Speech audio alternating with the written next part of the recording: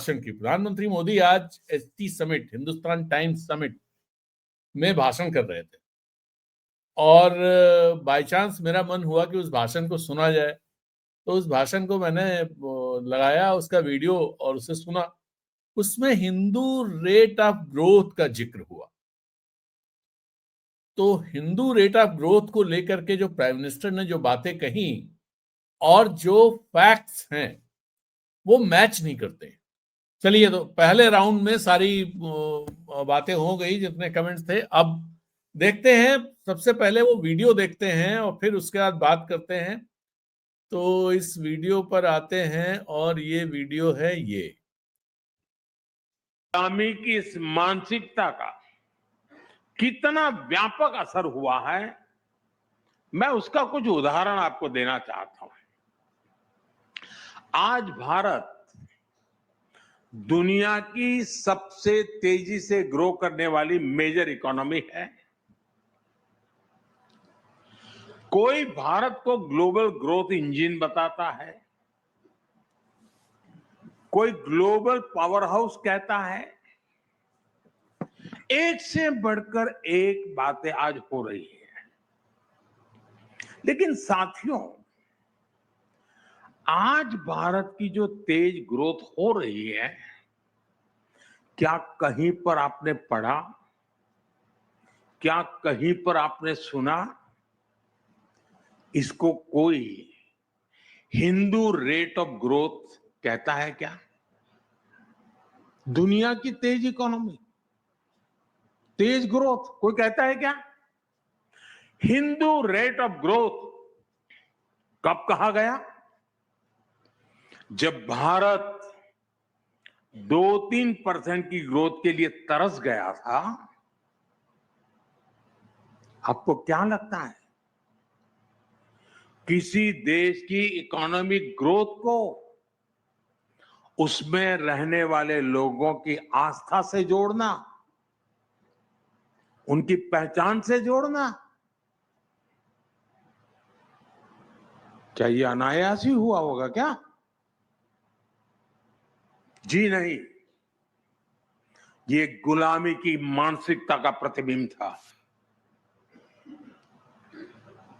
एक पूरे समाज,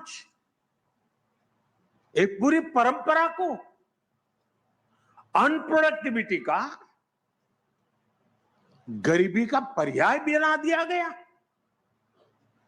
यानी ये सिद्ध करने का प्रयास किया गया कि भारत की धीमी विकास दर का कारण हमारी हिंदू सभ्यता और हिंदू संस्कृति है। और हद देखिए, आज जो तथाकथित बुद्धिजीवी हर चीज में, हर बात में सांप्रदायिकता खोजते रहते हैं, उनको हिंदू रेट ऑफ ग्रोथ में सांप्रदायिकता नजर नहीं आई। ये टर्म उनके दौर में किताबों का, रिसर्च पेपर्स का हिस्सा बना दिया गया। ये जो बात कही प्राइम मिनिस्टर ने, उनके दौर में नहीं हुआ। पहले मैं इसके झूठ पहले आपको बताऊं। 1977 में जब जनता पार्टी की सरकार आई, जिसमें आरएसएस समर्थित जनसंघ भी समाहित था, उसके बाद जो प्लानिंग कमीशन बना, प्लानिंग कमीशन का गठन हुआ, उस प्लानिंग कमीशन में पंचवर्षीय योजना बनाने के लिए उसमें प्रोफेसर राजकृष्ण को रखा गया। और राजकृष्ण जो थे, प्रोफेसर इनका नाम था राजकृष्ण, या प्रोफेसर राजकृष्ण बहुत ही बड़े इकोनॉमिस्ट थे, राइटिस्ट माने जाते थे, और लाइसेंस राज और नेहरूवियन पॉलिसीज के खिलाफ थे वो। और उनको, मतलब जैसे ये बताया गया कि उस राज्य में जो सांप्रदायिकता करते हैं, सब जगह ढूंढते हैं, उनके समय में ऐसा किया गया, उनके समय में ये नहीं किया गया। ये दरअसल जो एंटी कांग्रेस जो गवर्नमेंट आई, उस गवर्नमेंट ने प्रोफेसर राज कृष्णा को प्लानिंग कमीशन का मेंबर बनाया। प्रोफेसर राज कृष्णा शिकागो से पढ़े हुए थे, Delhi university, Delhi school of economics के प्रोफेसर थे और बड़े नाम थे। वो अंत में रोम में रहते थे और रोम में ही उनकी मृत्यु हुई थी। तो प्रोफेसर राज कृष्णा, दरअसल उन्होंने ये टर्म कॉइन किया था, हिंदू रेट ऑफ ग्रोथ। और ये जो टर्म था वो बहुत डेरोगेटरी, उसमें उन्होंने कहा था ये दरअसल नेहरूवियन जो ग्रोथ रेट थी उसको लेकर के उन्होंने ये टर्म कॉइन किया और उस समय कांग्रेस ने इसका विरोध किया था। जो लेफ्ट लीनिंग इकोनॉमिस्ट थे वो इससे सहमत नहीं थे इस टर्म से। जो आज प्रधानमंत्री कह रहे हैं कि इसका कोई बोला नहीं और इसको आस्था से जोड़ दिया, आस्था से जोड़ने का काम जिस व्यक्ति ने, जिस इकोनॉमिस्ट ने किया, वो इकोनॉमिस्ट राइटिस्ट खेमे का ही इकोनॉमिस्ट था। मैं उनकी काबिलियत पे सवाल नहीं खड़ा कर रहा हूं। राज कृष्णा बहुत ही एक काबिल इकोनॉमिस्ट थे, इंटरनेशनली रिकॉग्नाइज थे, बड़े नाम थे, लेकिन वो राइटिस्ट आइडियोलॉजी के साथ अपने को अलाइन करते थे। वो निजीकरण, वो प्राइवेट सेक्टर, इन सबको बढ़ावा देने की बात करते थे। जो बात जनसंघ करता था, जो बात आरएसएस करता था। हालांकि वो आरएसएस के मेंबर नहीं थे, वो जनसंघ के भी मेंबर नहीं थे, लेकिन वो आइडियोलॉजिकली उन्हीं के करीब के थे। यानी जिस परंपरा से मोदी जी आते हैं उसी परंपरा के प्रोफेसर राजकृष्ण थे, जिन्होंने इस टर्म को 1978 में कॉइन किया था, 1978 में। और उसके बाद एक इंटरनेशनल इकोनॉमिस्ट, उनका नाम मैं भूल रहा हूं, देखता हूं अगर मुझे याद आया तो मैं आपको, हाँ, रॉबर्ट मैकनमारा, ये इन्होंने इसे पॉपुलराइज किया और उन्होंने इसको जो है इस चीज को हिंदू आउटलुक से इसे जोड़ा। ये किसी इंडियन ने नहीं उस तरह जोड़ा था। जो इंडियन राजकृष्णा ने जो किया था वो सिंपल नेहरूवियन पॉलिसीज को क्रिटिसाइज करने के लिए किया था और एक डेरोगेटरी उसमें इस टर्म का इस्तेमाल किया था। उन्होंने इसे सांप्रदायिक उसमें नहीं इस्तेमाल किया था। उन्होंने इस तरह से किया था कि मेजॉरिटी पॉपुलेशन हिंदू है तो हिंदू रेट ऑफ ग्रोथ कह करके कि ये नहीं चाहिए हमको, और जो जो पॉलिसीज गवर्नमेंट की चल रही है उसमें यही चीज आएगी, यही वो रहेगा। तो ये बात थी। अब इसको जो प्रधानमंत्री जो बातें पूरी कह रहे हैं वो बातें फैक्चुअली गलत है, फैक्चुअली उसमें कुछ भी सही नहीं है। पहली बात, उन्होंने कहा कि ये कांग्रेस सरकार के समय में हुआ, ये नहीं हुआ। ये उस समय हुआ जब उनके जो पूर्वज हैं वो लोग सरकार में थे, उस समय ये टर्म आया। और जिस इकोनॉमिस्ट ने ये टर्म दिया वो इकोनॉमिस्ट उस खेमे का प्री इकोनॉमिस्ट था। और तीसरी बात ये कि उस समय जो लेफ्ट लीनिंग इकोनॉमिस्ट थे और जो कांग्रेस थी उन्होंने इसकी आलोचना की, जैसे आज मोदी जी कर रहे हैं। तो प्राइम मिनिस्टर मोदी जब बात करते हैं और जिस तरह की, जैसे वो कहते हैं ना, हिंदू जो परंपरा रही है, दरअसल एक किताब आई थी जो बाद में बहुत अपडेट होती रही, उसको भी एक बार मैं दिखाता हूं आपको। ये किताब है अंगस मेडिसन की। इन्होंने contours of the world economy, यानी सन 1 से लेकर 2030 तक इसका एक पूरा वो किया है। और इस पर पूरी एक बहुत अच्छा आर्टिकल जो है वो लिखा है जो इसके टाइम्स ऑफ इंडिया के एडिटर हैं। मैं एक मिनट, आपको कहाँ गया वो टर्म था, एक मिनट, यस, ये इन्होंने अपने एक उसमें इन्होंने स्वामीनाथन एस अंकलेसरिया अय्यर, बड़ा नाम है, और अभी भी इकोनॉमिक टाइम्स और टाइम्स ऑफ इंडिया में वीकली कॉलम लिखते हैं, खासा बड़ा नाम है। इन्होंने दरअसल ये एक एक पेपर लिखा। उस पेपर को मैं आपको ये 21 जून 2023, पॉलिसी एनालिसिस नंबर 951, और ये kato.org में ये छपा हुआ है। India's ruling Bharatiya Janata Party promotes its Hindu nationalist agenda by claiming that India was the world's richest region under glorious Hindu rule for thousands of years before being conquered by Muslim invaders in the 11th century and British invaders in the 18th century.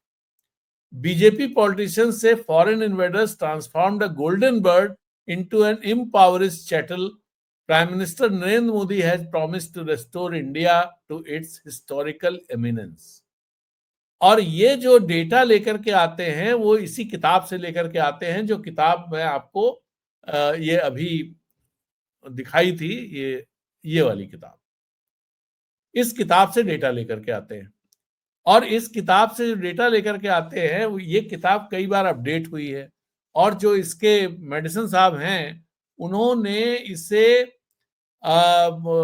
इसको जो है वो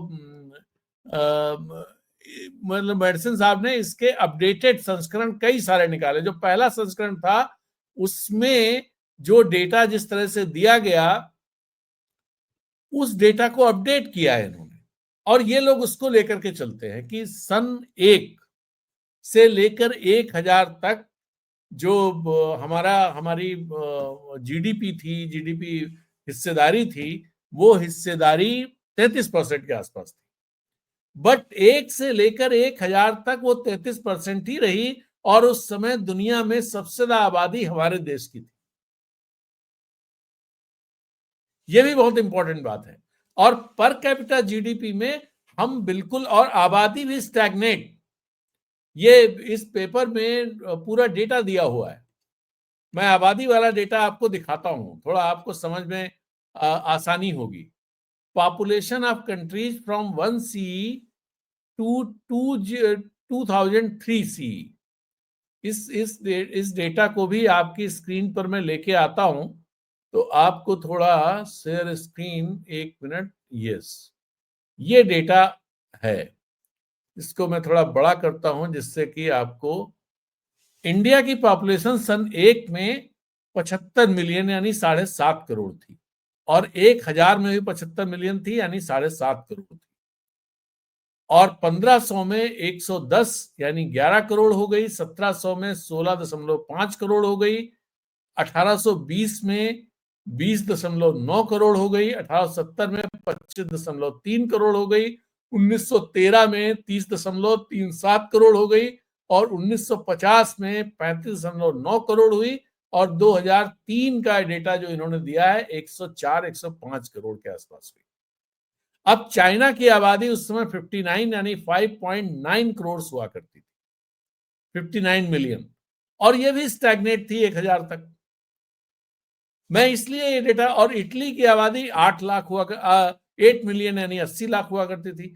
United kingdom की आबादी 8 लाख हुआ करती थी। Western Europe 2.5 crore, and United states, यानी जो तब यूनाइटेड स्टेट्स था नहीं, जो नॉर्थ अमेरिका है, उसकी आबादी 68 लाख हुआ करती थी, 6.8 लाख।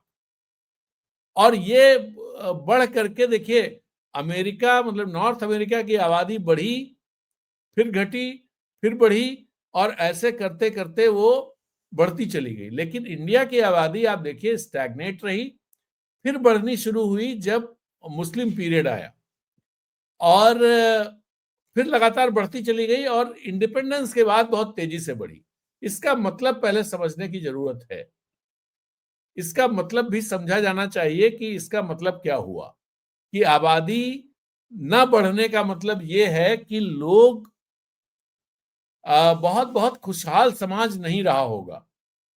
लोगों के जो फर्टिलिटी रेट है वो कम रहा होगा। लोगों के मरने की दर ज्यादा रही होगी। ये सब बातें इस किताब में बताई गई हैं। और जैसे जैसे और जिस तरह का समाज था, और उसके बाद जिस तरह की जीडीपी की भी बात कर लेते हैं, फिर समझने में आसानी होगी। जीडीपी अगर इसको हम देखें इसकी इस दौरान की, तो एक मिनट आपको मैं दूसरा लेके आता हूं। दूसरा, ये शेयर ऑफ वर्ल्ड पॉपुलेशन, पहले इसे देख लेते हैं। इंडिया का वर्ल्ड पॉपुलेशन में शेयर था 33.2%, चाइना का था 26.4%, इटली था 3.5%, यूके का 0.4%, western Europe 11.1% and United states यानी जो अमेरिका है इस समय वो 0.3%।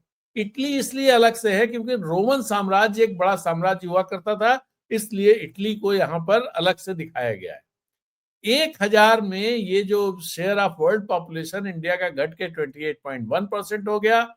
चाइना का भी घटा, इटली का भी घटा, लेकिन बढ़ा किसका? यूके का बढ़ा और यूनाइटेड स्टेट्स का थोड़ा बढ़ा। लेकिन 1500 में यहां भी घटा, चाइना का बढ़ा, इटली का बढ़ा, लगभग सबका बढ़ता रहा फिर।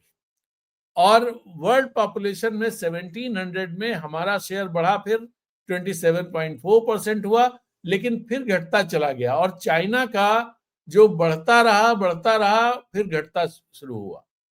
22.9 1700 में, 1820 में 36.6, फिर घटना शुरू हुआ और घटते घटते 2003 में 20.5% रह गया। तो ये फिर तीसरा जो एक टेबल है उसको देख, उससे फिर समझ में आएगा। This is the third table और the share of world GDP from 1C। ये देखिए, इंडिया की जीडीपी मतलब पॉपुलेशन में हमारा शेयर 33% था, और जीडीपी जो थी हमारी शेयर वर्ल्ड जीडीपी में 32% थी हमारा, यानी हमारी पॉपुलेशन से कम हमारा शेयर था। और चाइना का भी वही हाल था। इटली का जो शेयर था वो ज्यादा था, यूनाइटेड किंगडम भी कम था, वेस्टर्न यूरोप का ज्यादा था। लेकिन ये धीरे धीरे ये जो आया 1700 में 24.4, 1500 में 24.4, अब ये हमारा जीडीपी में शेयर था, और पॉपुलेशन में जो शेयर ये 1500 में था 25.1 एंड 27.4 1700 में। अब इनको अगर आप देखें तो एक तरह से यहां पर भी वही चीज चली आ रही है, बट पॉपुलेशन स्टैग्नेट नहीं थी। सबसे अच्छी बात ये थी, पॉपुलेशन बढ़ रही थी, पहले स्टैग्नेट थी। अब इसको इस तरह से जो इन्होंने मेडिसन साहब ने कहा है, उन्होंने ये कहा है कि इसकी वजह ये थी कि मुस्लिम जब आए हमारे देश में, तो उन लोगों ने बहुत बहुत सारे जो हमारे यहाँ जैसे विधवा विवाह नहीं होता था, और लोगों की मौत पहले हो जाती थी। विधवा विवाह न होने की वजह से फर्टिलिटी कम थी, तो हमारी पॉपुलेशन स्टैग्नेट रहती थी। पॉपुलेशन स्टैग्नेट रहती थी तो इकोनॉमी स्टैग्नेट थी। तो तमाम इस तरह की चीजें थी। बाद में वो चीजें बढ़नी शुरू हुई, और वो बढ़नी शुरू हुई तो 1700 में हमारा और चाइना का जो शेयर था कुल मिलाकर के वो 60% के आसपास था वर्ल्ड जीडीपी में। और इस बात को लोग बिल्कुल वो नहीं करते हैं, क्योंकि हम उस इतिहास के, अपने इतिहास को ओन नहीं करना चाहते। खासतौर पे ये फोर्सेज उस इतिहास को काट देना चाहते हैं कि वो इतिहास हमारा इतिहास नहीं है। औरंगजेब के समय तक हमारा देश, जो सोने की चिड़िया वाली जो बात कही जाती है, वो हमारा देश जहांगीर के समय में था। और जहांगीर दुनिया के, और ये मैं ऐसे नहीं कह रहा हूं, जो ब्रिटेन के एक बड़े दक्षिणपंथी इतिहासकार हैं नाइल फर्गूसन, उन्होंने मनी करके किताब लिखी है, मतलब मुद्रा का इतिहास। उसमें उन्होंने ये बात कही है कि इंडिया और चाइना ये सबसे बड़ी इकोनॉमीज हुआ करती थी और सबसे धनी हुआ करती थी, और जहांगीर जो है वो दुनिया का सबसे धनी बादशाह हुआ करता। बादशाह धनी तब होगा जब उसकी जनता धनी होगी, और जनता धनी तब होगी जब वहां इकोनॉमिक एक्टिविटीज बहुत होंगी। तो इसका मतलब यह हुआ कि जो वो समय था 1600, 1700, 1500 वो जो समय था, उस समय में हमारे यहाँ इकोनॉमिक एक्टिविटीज बहुत थी और लोग धनी थे। लोग धनी थे तभी राजा धनी था, नहीं तो राजा कैसे धनी होगा। और दुनिया का सबसे धनी राजा, ऐसा नहीं हो सकता है कि दुनिया की सबसे गरीब प्रजा जहां पर हो वहां का राजा दुनिया का सबसे धनी राजा हो, ऐसा नहीं हो सकता। और तब तो ऐसा भी नहीं था जैसे आजकल का मामला है, तेल निकल आया तो आप धनी हो गए सब, ऐसा नहीं था। तो इन चीजों को हम ओन नहीं करना, हम इनको अपने इतिहास से काट देना चाहते हैं। हम अपने इतिहास को अपने हिसाब से आज बदलना चाहते हैं, अपने नैरेटिव के हिसाब से। जैसे अगर आप महाराणा प्रताप, कल हम लोग बात कर रहे थे कि महाराणा प्रताप की महानता इस बात से कम नहीं हो जाती कि वो अकबर से हार गए थे या मान सिंह से हार गए थे, और ये बता के कि वो मान सिंह से जीत गए थे, ये कह करके वो ज्यादा महान नहीं हो जाते। और ये कहना कि महाराणा प्रताप को हमारे यहां जगह नहीं मिली, ये सरासर गलत है। हम में से अधिकतर लोग, हो सकता है मुझे इधर की टेक्स्ट बुक मैंने नहीं देखी है इस गवर्नमेंट वाली, लेकिन हम में से अधिकतर लोगों ने महाराणा प्रताप अपने प्राइमरी स्कूल से ही पढ़ना शुरू कर दिया। महाराणा प्रताप की वीरता के किस्से, चेतक के किस्से, कि उनका जो घोड़ा था कैसे उन्होंने घास की रोटियां खा करके और अपने अपने स्वाभिमान को जिंदा रखा। ये सब बातें हम कहां से पता चली हमें? कोई दैवी शक्ति ने तो बताया नहीं, हमने पढ़ा है, हमें पढ़ाया गया है। लेकिन आज जब ये कहा जाता है कि महाराणा प्रताप का इतिहास गलत पढ़ाया गया, जैसे कि महाराणा प्रताप को निगेटिव पेंट किया गया, और निगेटिव नहीं पेंट किया गया, उन्हें महान योद्धा के तौर पर, स्वाभिमानी व्यक्ति के तौर पर रखा गया है। तो ऐसे और भी बहुत सारी चीजें हैं जिनको आप काट देना चाहते हैं तो काट दीजिए। फिर आप ट्रंकेटेड इतिहास में चलेंगे तो कंटिन्यूटी नहीं रहेगी। आप झूठी चीजों को अगर वो करेंगे तो फिर सब चीजें खोखली रहेंगी। प्रॉब्लम यहां पर है, प्रॉब्लम यहां पर है। जो आज प्रधानमंत्री बोल रहे थे, उनका कहने का तात्पर्य क्या था?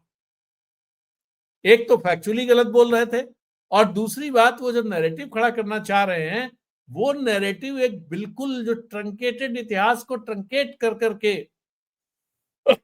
और जो चीजें नहीं थी उनको लेकर के आप बात करें तो ये स्टैंड नहीं करेगा। दरअसल जब आप जैसे जैसे आप बात करें कि साहब हम तो बुद्ध के देश के हैं और ये सब आप बात करें, और उसके बाद लीडर अपोजिशन को राष्ट्रपति भवन के रात्रि भोज में ना बुलाया जाए, तो इसका मतलब क्या हुआ कि आप बात तो महात्मा बुद्ध की कर रहे हैं, इतने बड़े व्यक्ति की कर रहे हैं, और आपका कर्म जो है वो बिल्कुल टुच्चेपन वाला है।